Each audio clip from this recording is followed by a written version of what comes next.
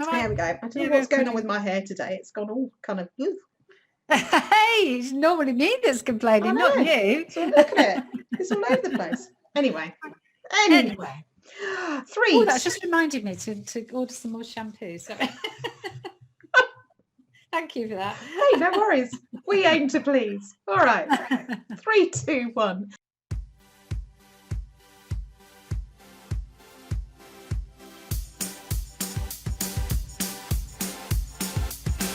This is Trainer Talk, the podcast, brought to you by Sharon Gaskin of the Trainers Training Company and me, Jeanette Tessier of the Get That Gang. In our weekly show, we cover news and views from our businesses, along with a top-of-mind topic. Of course, it wouldn't be Trainer Talk, the podcast, without the Dog Walking Digest, and every now and again we invite a guest along to share their experience and expertise. After 90 episodes of just audio, we're now on YouTube as well. So feel free to catch up there. Just search for the Trainers Training Company or the Get That Gang, or download us on audio only through your favourite podcast streamer. So why not sit back with a cuppa, make that journey or chore go a little bit quicker with our weekly inspiration for developing your training business.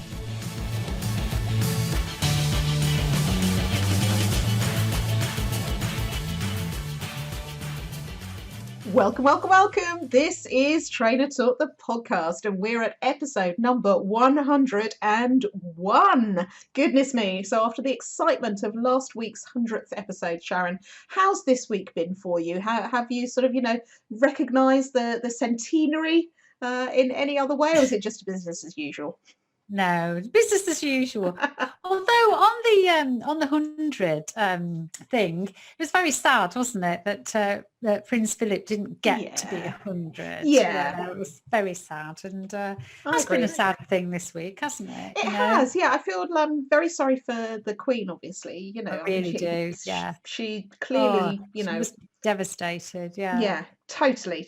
But like you, I felt sad that he didn't make 100. I mean, to be fair, when he came out of hospital this last time and you saw the picture of him sitting in the back of the car, it's like, ooh, he's not looking well. I think would be a generous way of putting it. And I just remember thinking at the time, it'd be nice if he made the 100, just so he could get a telegram from his wife, apart from anything else. But it's kind of, he's not long for this world, and it is very sad that he's died. I'm not sure it required quite the level of coverage that it had on the various channels, but I think without wanting to get into triggering territory, shall we say, for some people, I think it was one of those things where it's yes, it's sad, but at the same time it's not unexpected. He'd lived a long and full life, and absolutely in service of the country and of his wife, and I think what's really interesting for me when things like that happen is that initially you get the sort of the prepared plaudits, that kind of thing. Then you start getting the other bits and pieces, but then you get the stories from horrible phrase, but ordinary people, sort of talking about their encounters and their memories and what they'll take away from having just been knowing him in passing, that kind of thing. And you also get an insight into just how much work it is to be a member of the royal family. Oh my goodness me. And I really seriously, I do think that some people want to complain about the royal family and they're so rich and born with a silver spoon and blah blah blah and all the rest of it. It's like, he worked until he was 97. I know. And the Queen's still working, isn't she? I mean, come on now. Let's just give it a bit of a break. You don't get to just go off and do a fly and flop holiday out of COVID restrictions, obviously, or you don't get to decide where you're going. You can't, wake up in the morning and think, do you know, I just fancy a mooch around the shops today. None of that.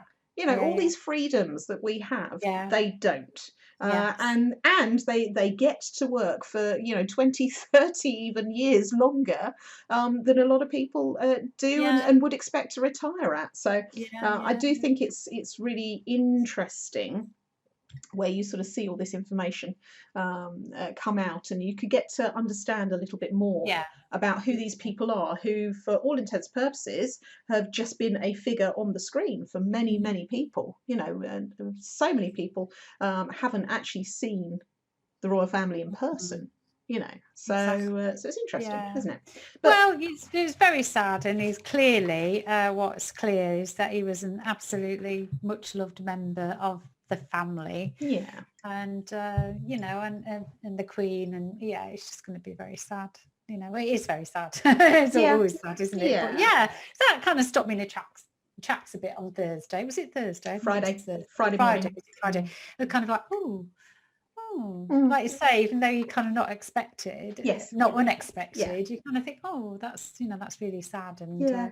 yeah. So yeah, so that yeah, a tenuous link there to our 100th episode. Yes.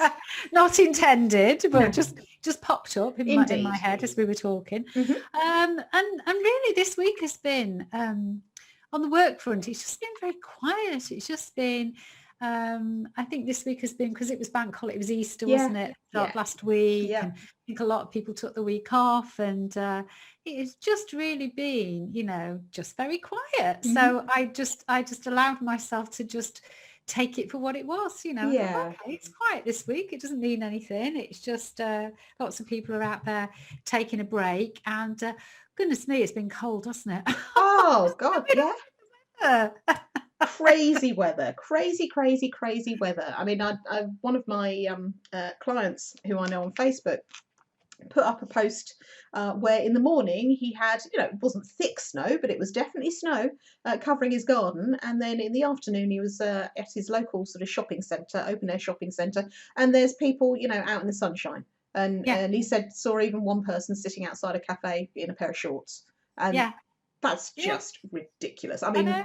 it kind of isn't for this country as well. Yeah. It's sort of, but at the same time, it's like, what is going on with this weather? And it just, I was saying to Mum over the weekend, it just feels like winter has gone on forever. And I know that a lot of the reason for that is because we've been locked down for significant parts of it. But it does feel like it's lasted an awful long time, and it's lasting too long now. It's like, no, we've had the first signs of spring. Can we carry on, please? Yeah.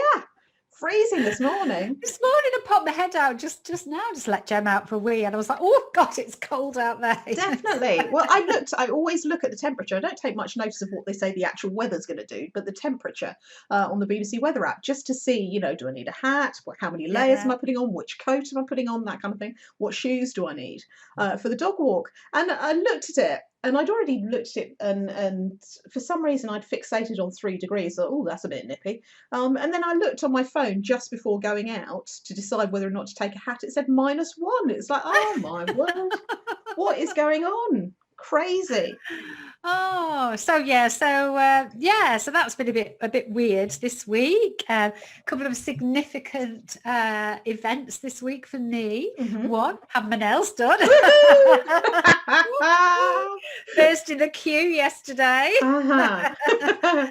Oh my God, it's brilliant. She comes around to the house, and it's like, oh, it's just amazing. I'm just like, yeah, I've been struggling doing my own nails, and it generally lasts all of about 2 hours before they start chipping off. So I'm very, very happy with that. Good. And I have on my black. Now the sun is not shining today, but if it was to be shining, I would be able to just Pull tilt my blinds.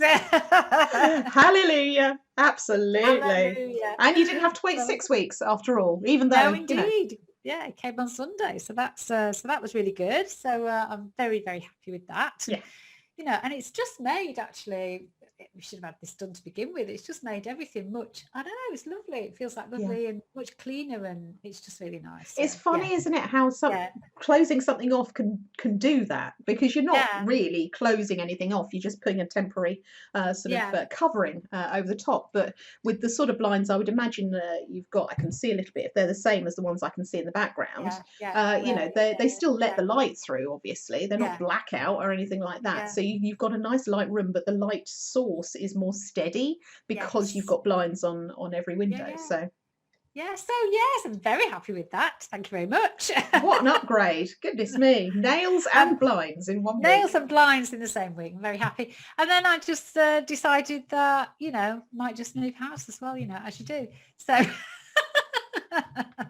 As one does. Now, I feel this needs a little bit more explanation for those people who are perhaps new to the podcast or haven't, heard any of the kind of seeds that you've been laying about what might possibly, maybe, could be happening.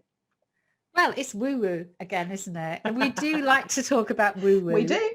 on We the do. on the show, and so I'm going to bring woo-woo back into it again. So we ended up in this house a year and a bit ago because the original house that we were going to buy, they wouldn't accept our offer because they wanted too much money, and then we wouldn't increase the offer, and they said no, and they kept saying no, and in the end we decided to find somewhere else, and we did, and we found this house. And then 2 weeks later they came back and they said, oh, we will accept your offer now. But we said, sorry, it's too late because we've already started this process with another house. And just recently, now where we live is, I always sort of say, up the hill. So it's up the hill.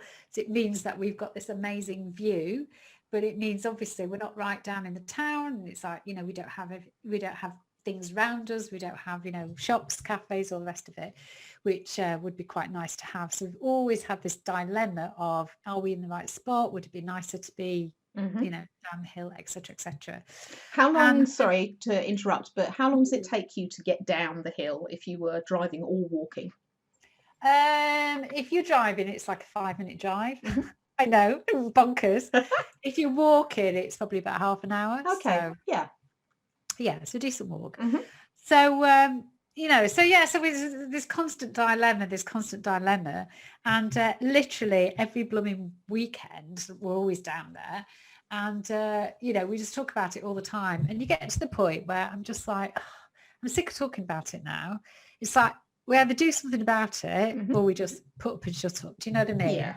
So we just decided to just have this whirlwind of a week where we thought, oh yeah, let's put the house on the market, get a couple of agents round. Next minute, they're both coming up with these crazy valuations. And we just thought, oh my God, how can it have increased that much in a year? Yeah. To agreeing for one of them to put it on the market, to having the photos done, to like putting it out there on Thursday morning, and by Thursday afternoon we had like about 8 people booked in to see it. Was like, oh my God, I only said this was an idea. Yeah. See how dangerous that is. Having ideas, dangerous. Be careful. But, I know, but it's catch-22. You've got to do something, because if this perfect property comes up, then you can't do anything about it. So I was kind of thinking, we'll do that and see what happens, just thinking we could sit back and wait for something to unfold. And then bizarrely, I just got thinking about the house that we were going to buy, and did a bit of Facebook Facebook detective work, trying to work out where the owners were, because they'd basically sold their house, which was the one next door, and they'd sold it. And I thought, are they still living there? Are they not? What are they doing with the house next door, which we were going to buy? Discovered through the power of Facebook that they actually are in France.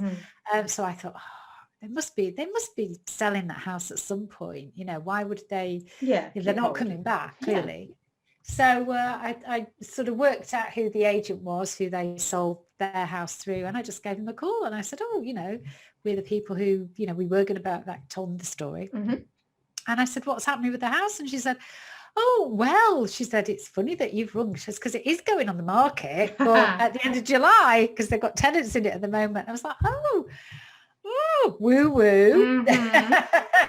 It just happens to be available. Definitely. So the upshot of it is that we're going around to see it this afternoon. So oh, you couldn't write it, could you?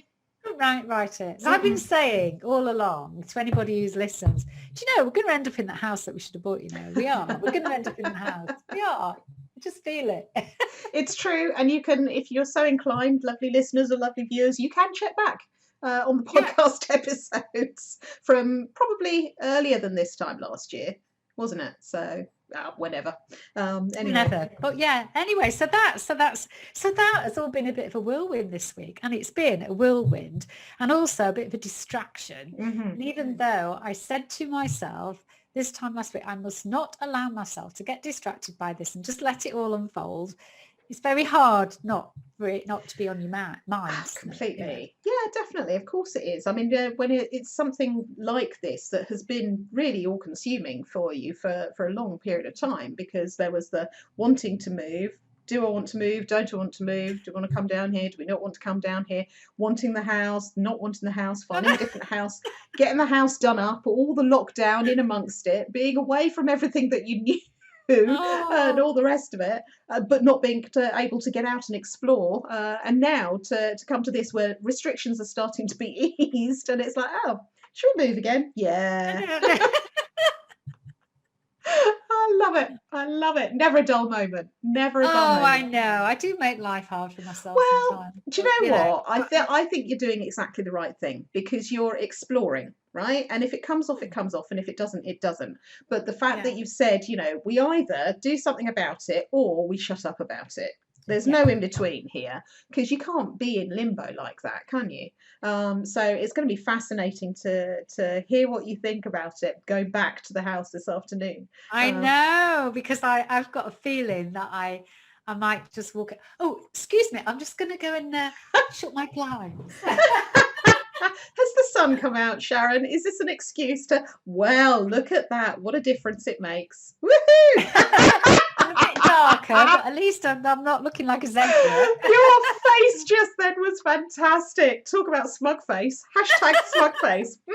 Look at me with my curtains. I love it. Brilliant. Oh dear. I'm either going to walk in there and go, what on earth was I thinking? Or go, oh yeah, I could, quite fancy living here. Yeah. But who knows? It's true. It's true. I think, as I was saying to you before we started recording this morning, I think your initial reaction is going to be the telling one. Well, I mean, you know to trust your gut anyway. I do indeed. So tune in, everybody, next week for the who knows? Yes, to find out what happens next. Oh my! So that was my week. Yeah, I was going to say my week hasn't been anywhere near as exciting as that. Although I do have a couple of tales to tell actually for the Dog Walking Digest. So I'll save that for after we've done Top of Mind. But in terms of the rest of my week, pretty much as you described, because of Easter, and even though both of us were working on Bank Holiday Monday anyway, I think the week itself, it went very, very quickly, but at the same time didn't seem to have anything massively significant going on in there. I mean, lots of lovely things and speaking to people and doing some cool and interesting work and that kind of thing, but nothing sort of standoutish, so to speak, on that front. Although gearing up for Train Talk Local in Bournemouth this Friday, which I can't believe we didn't notice this until now, is, it's also the next round of the Complete Trainer. How did I don't know. Anyway, so I should be doing Trainer Talk Local Bournemouth whilst you're doing the first session about numbers. Indeed. Yes, indeed. For Complete Trainer, but that's all right. Yeah. I shall catch up later. I should be uploading the webinar itself and all the slides and everything later on Friday, no doubt. But yeah, so I mean, in terms of exciting things happening or any kind of things like that, I don't think there's anything specifically to report on that. I mean, I would look at my calendar, but I can tell you already it's just having conversations with people, nice conversations, great conversations. Got some lovely clients that I'm working with at the moment, but in terms of something as monumentous as let's put the house on the market, oh look, 8 people are interested, oh look, the house we wanted to buy has come back on the market, nothing like that for me. Well, I wouldn't say they were interested. I mean, we had 8 people round. We haven't had anybody ringing us up this morning and saying they want to buy it. So, But one person apparently seemed and said, oh, will they wait for us till Friday?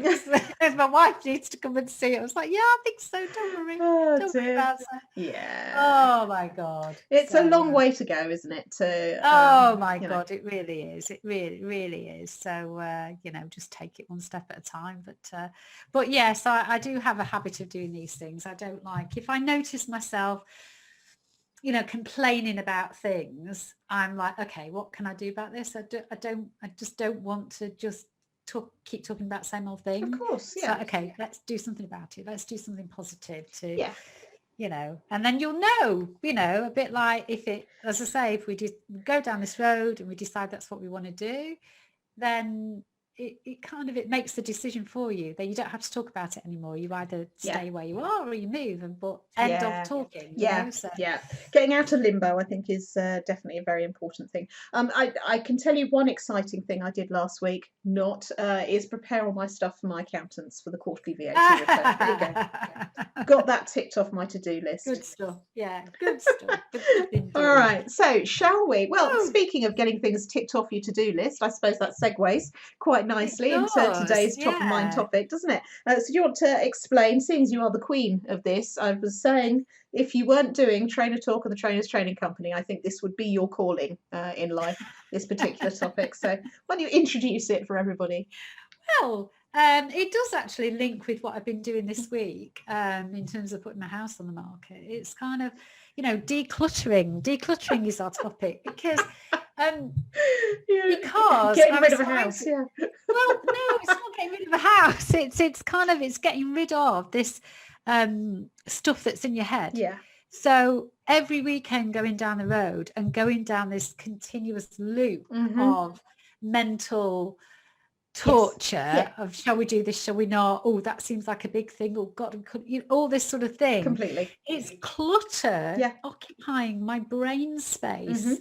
And I can't be in that space. I have to get rid of it. So because I think when you look at decluttering, people always think about physical decluttering. So so basically, declutter. Okay, I'll tidy my office, and I'll get rid of a load of files that I don't need, or get rid of a load of junk out my house.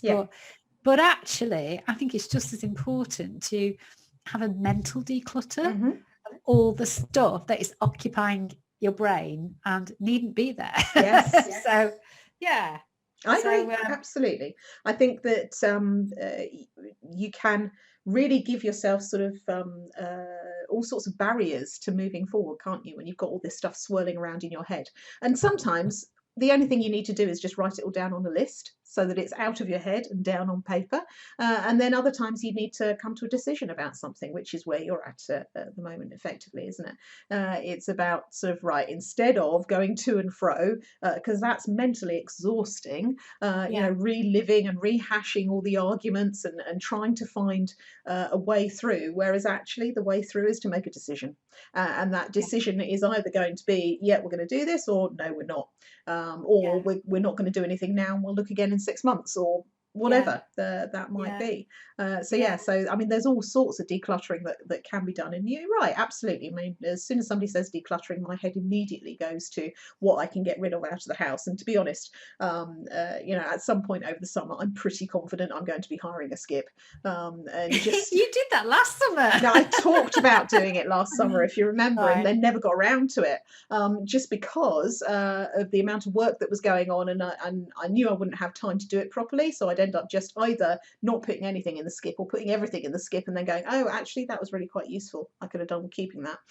So I'm pretty confident it's going to happen this year, for sure. And there's a place for that. I did a bit of a digital declutter the other day, which was nice. Just sort of moving a few bits and pieces around. It's not impacted massively on all the stuff that I've got, but at the same time it has sort of cleared things up and tidied things up a little bit.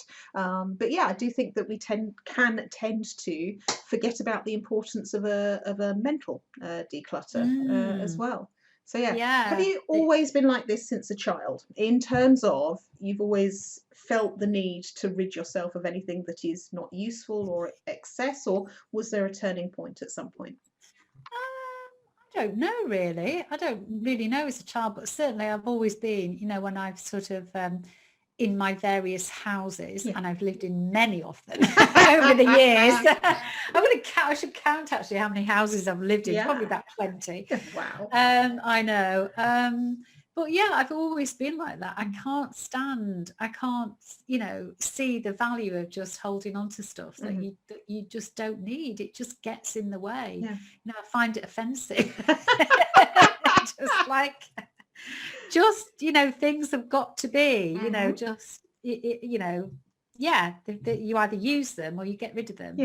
I'm just completely ruthless, and there's nothing worse than, you know, being married to or having a partner who is a hoarder, because it's just like, you know, and when you start to they go through stuff, oh, I'll just hold on to that, you know, just in case. No, when was the last time you used it? You didn't even know it was there, you know. It's like, are you telling us something about Jim here? well, you know, it's kind of, and I think people do that, don't they? They get that sort of hold on to things, and you know, there's so much stuff that we don't know is there. Could be in the loft, could be somewhere else, and it's only when you see it in a box and you go, oh, I need to hold on to that. But why? Don't. You know, My stepdad is a classic case in point for this, and it frustrates the hell out of my mum.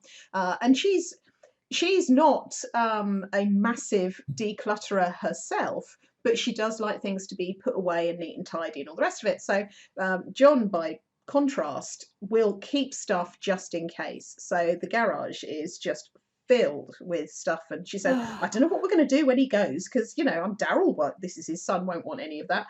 And it's just a complete mess. I mean, I said, well, we just open the garage door and let people take what they want, because there's so much rubbish in there. It's ridiculous. But I mean, case in point for him over the weekend, he doesn't like getting rid of stuff. So he's got a pair of brown moccasin slippers that are worn through on the bottom, and he's got a pair of brown shoes that are worn through on the bottom. A homeless person would reject them, right? They're that bad. And Mum said, I'm just going to chuck them away. He won't notice. She said, I've bought him two new pairs of slippers, 2 new pairs of shoes, and he still won't wear them. She said, I'm just going to chuck them away. So they had, it's not a row, they don't row, but they had this sort of backwards and forwards, and he's going, no, they're good for another 10 years or whatever. And it's like, no. They're going. I'm taking them away from you right now. And, you know, on a Sunday morning, they both get dressed up to go to church.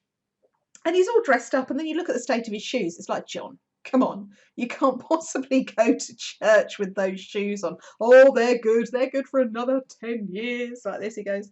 So, yeah, so at the weekend, he had one pair of slippers and one pair of shoes unceremoniously thrown into the rubbish. But she will go through his stuff and just take it, and then 3 weeks later go, have you seen that black jacket or whatever it might be? She's like, no, I haven't seen it. And she said, threw it away 3 weeks ago. Like this. Exactly. Because he's one of life's hoarders. He absolutely is. Me. Yeah. But I mean, you know, I think the physical decluttering is a lot easier if you know, if you find it easier to declutter. And I think people can see the sense in that, because it's, you know, it's, you know, you're more productive when you're in a clean space, when you haven't got loads of stuff on your desk, when, you know, you're not sort of rummaging around trying to find things. You know, an organised desk should equate to an organised mind, so people can see that. But I think, you know, the other two types of decluttering, the mental decluttering and the digital decluttering, are sometimes harder to do, I think.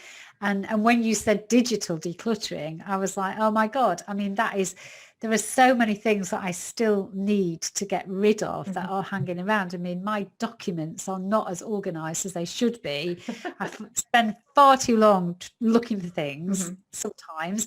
And half the documents that I've got, really, I don't ever use anymore. I should just delete them. Yeah. And so I've been trying to go through that process. And the other thing, like emails, honestly, I've got so many folders set up for emails, and honestly, some of them, you know, go back to like 2015 or 2012. You know, I'm kind of like, why am I holding onto these emails, you know, just in case I need them, you know? It's kind of, you know, there's digital decluttering, and, you know, old courses that maybe you bought, PDFs that are, you know, kicking around, things that you've downloaded. You know, it's like, it's you know, occupying space, isn't it? Yeah, completely. And I mean, one thing that actually I had to do, was it last week or the week before? And I really resented doing it, but I understand why it's there, and it's because people don't do the digital declutter. Let me start making some sense on this story. Dropbox, right? Dropbox has a free provision, and that's been fine, except that I've got a couple of shared folders from clients that need to send me stuff and all the rest of it. Now, Dropbox I've been quite happily using for whatever the price was for however long it was, for years. And then they decided that they were going to up the yearly fee, Mm. and it's less than £100. It's not massively Yeah. expensive, but the way they went about it was what I really objected to. Was that they sent an email saying, congratulations, you're getting an upgrade and it's going to cost you this much more. Right. That's Okay. not an upgrade. That's not an upgrade. You're providing me with stuff that I haven't asked for and charging me more money for it and not giving me a choice. So I was Yeah. like, foot. So I downgraded to a free account, and that was fine until I had clients who decided that, they needed to send me some stuff. And I was able to cope with most of it, but then for whatever reason there was just more going on. It's like, do you know what, I'm just gonna have to bite the bullet and pay for this upgrade. And it was so annoying because the jump between what you get for the free and what you get for the first payment plan is massive, right? There's no in between ground, and I don't need that much space, but what it does do is encourage people to hoard files, because you jump from very little space to masses of space, and then there's no incentive to declutter and to get Yeah. rid. Now, I get why they're doing that as a company, but at the same time, it's just kind of no, because then you just keep stuff in there for no good reason. Now, you will know, uploading the recording of the podcast every week and the complete trainer stuff, I regularly go through, download what I need, and then delete the stuff that's there because I've got it. It doesn't need to Yeah. sit in Dropbox anymore. Yeah. Whereas, if we were in a situation where it was unlimited space for whatever, then you just leave it in there because, oh well, it's always there and it's there just in case and blah blah blah. I don't have half the files, if not more than that, of the previous podcast episodes in terms of the raw footage, and certainly the stuff where before we started putting it on YouTube, there's no video footage anywhere.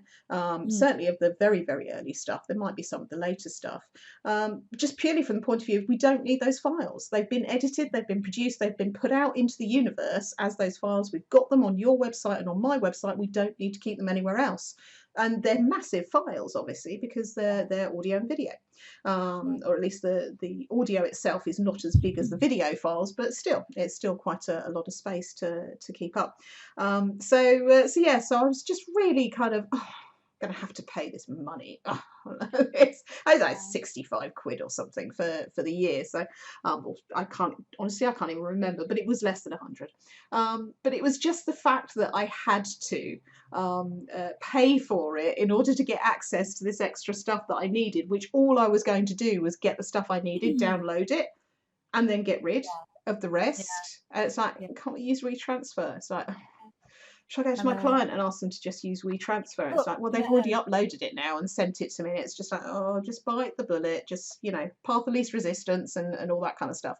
It's not a lot of money. You can do it and it will come in handy for other things, etc., etc.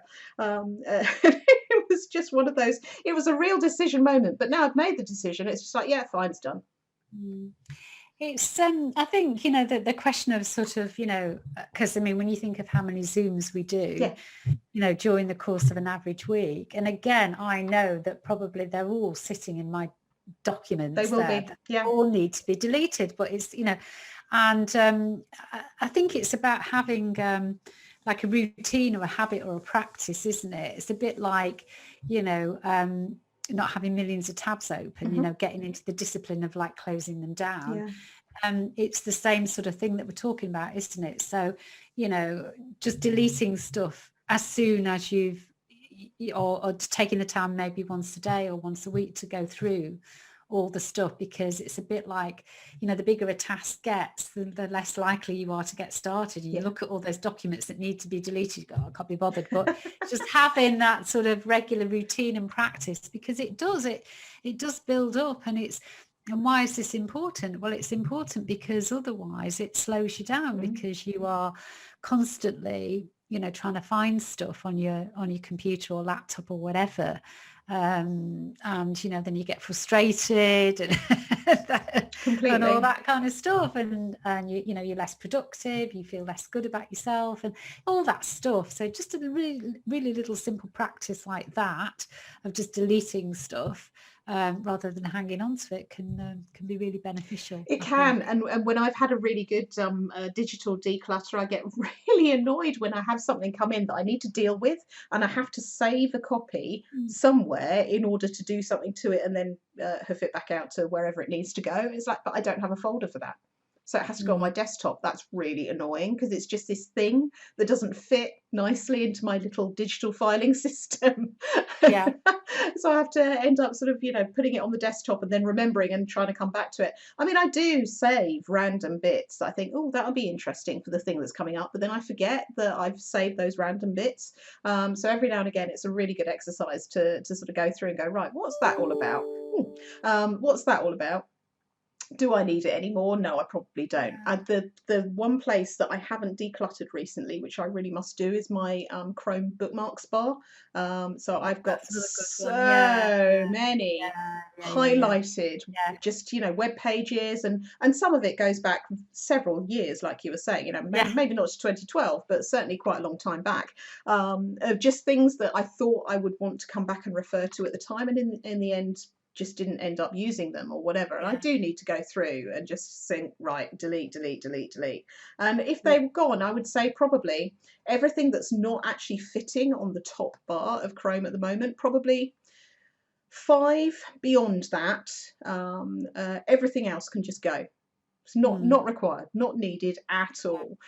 So it's definitely one of the things that I can do when I have an idle 5 minutes. It's probably take longer than 5 minutes. Because half of this stuff I'm going to look at and go, what did I want that for?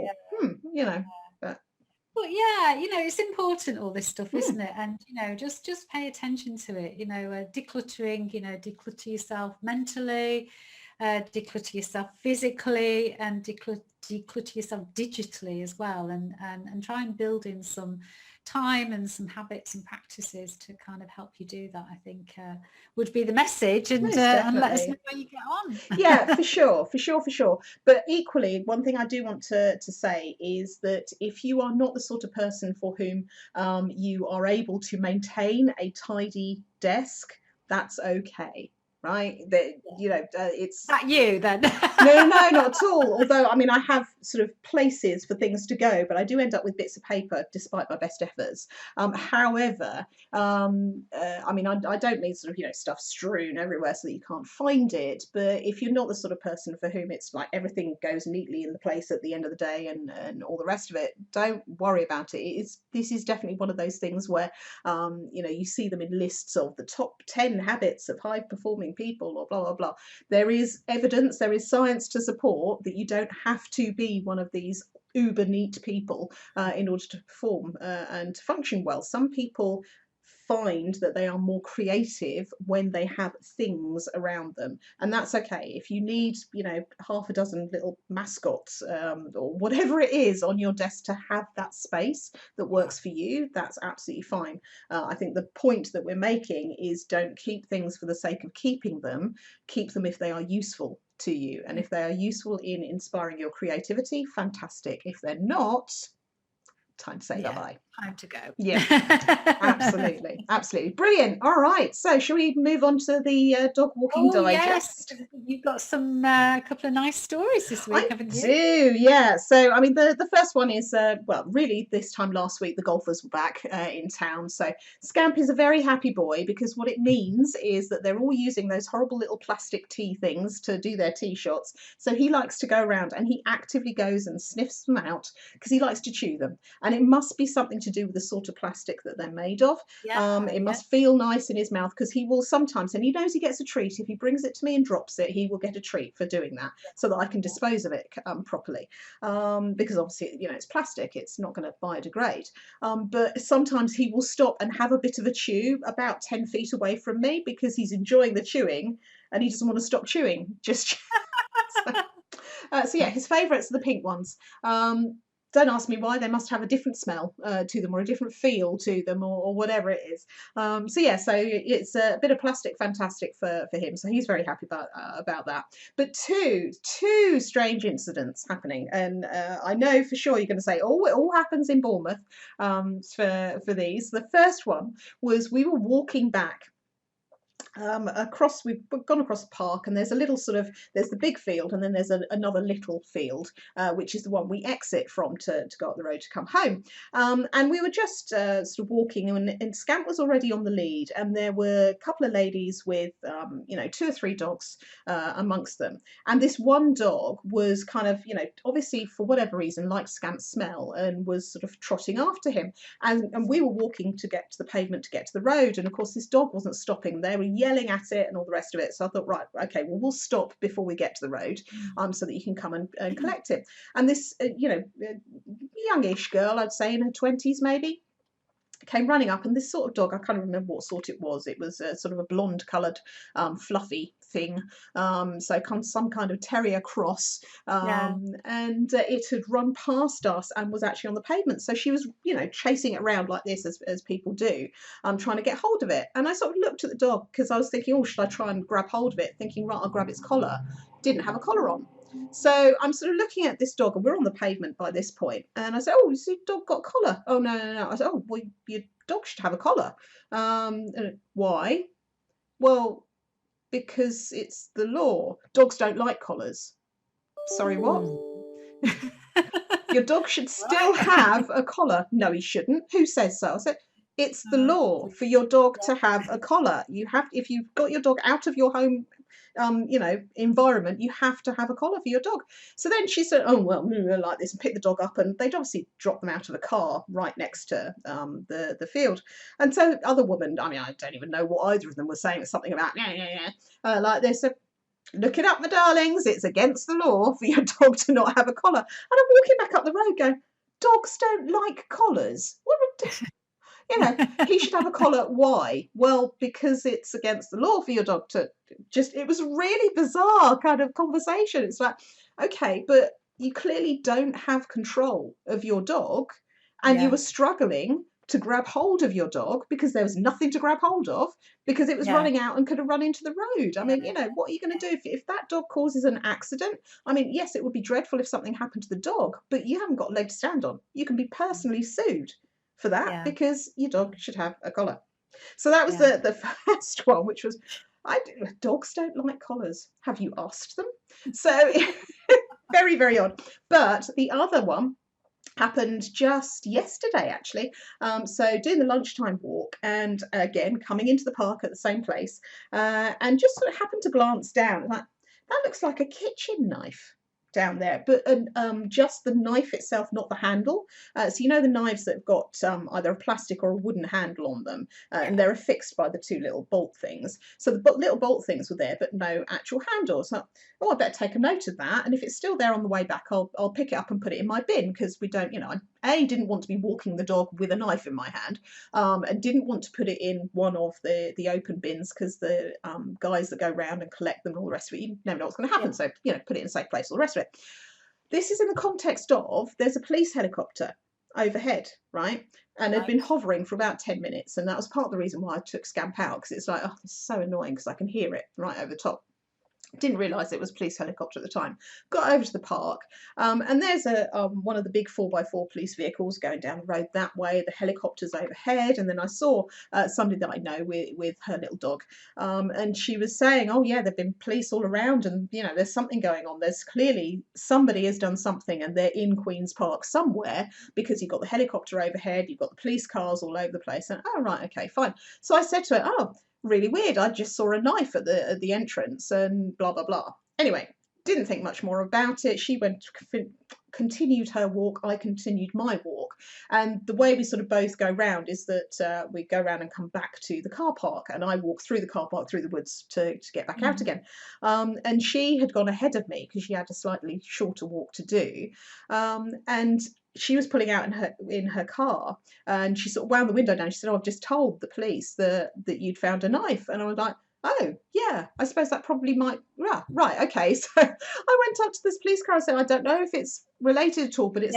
so we had this long description of but whereabouts is it, because it's if you know where it is, then it's easy to pinpoint the place, but it's a bit of a weird kind of area. It's not on one particular road. So to describe where it is, you go, right, is it by that thing and that whatever? So I'm standing there going, I don't know if it's relevant or not. And the policeman in the car is going, yes, it is relevant. Oh, bloody hell. I've spotted the weapon or something like this. God. So I'm just like, right, okay, you know where it is. Good, fine. I said, I'm walking over there now. As I walk over there, there's another 2 policemen in the spot, and they're looking at it. And as I walk past it, yeah, that's what I saw. That's what I reported. I went, oh, you reported it, did you? I went, yes. And he said, oh, when did you report it? I said, well, just to the guys in the car just now. Oh, right, okay. I said, anyway, I just walked past it and on my way to the park, and now it's still there. Okay, well, over to you. It's all yours. Nobody took my name or anything like that. Oh my God. But the knife was gone this morning when we went back out. So God knows what it is. I mean, I looked on the news sites and there's nothing around. I mean, it might not even be that newsworthy, but it sounds as though somebody somewhere was threatened with a knife. That might have been the knife. And it is, I mean, it was unusual. It's not normal to see a long knife like that. I mean, it didn't have anything on it. It looked clean. Yes. But at the same time, it was just Oh like, my God. oh my word. So go on, tell me. It all happens. It all happens in Bournemouth. Right? So I was walking back up the road. I thought Sharon's going to love this. So yeah, so who knows, we might see something. So I'm pretty confident because the knife was clean. It was a case of somebody threatening somebody, and but they had the helicopter out, and pretty soon after I'd spoken to the policemen that were standing over the knife, the helicopter went. So I don't know if they caught the person, because obviously they were using their heat-seeking equipment and that kind of thing. But yeah, so I should keep an eye on the news, see if we know what it was all about. But yeah, it was just, honestly, just walking past it in the first place, if I'd twigged more, I might well have picked it up at the time, and then gone, oh no, this is no good, all the rest of it. But as it was, I left it, and then I'm like, no, of course it's related. Bloody hell, you never see a knife rat. Oh my God, I need to tell somebody. It's just anyway. So yeah, so that was yesterday's eventful dog walk at lunchtime. Okay, well, I haven't got anything eventful to report at all. So my turn this week. So on that bombshell, we will leave it for this week. We will. See you all again next week. Absolutely. Thank you for your time and patience, lovely listeners, lovely viewers. We will see you again next week. Take care. Bye. Bye.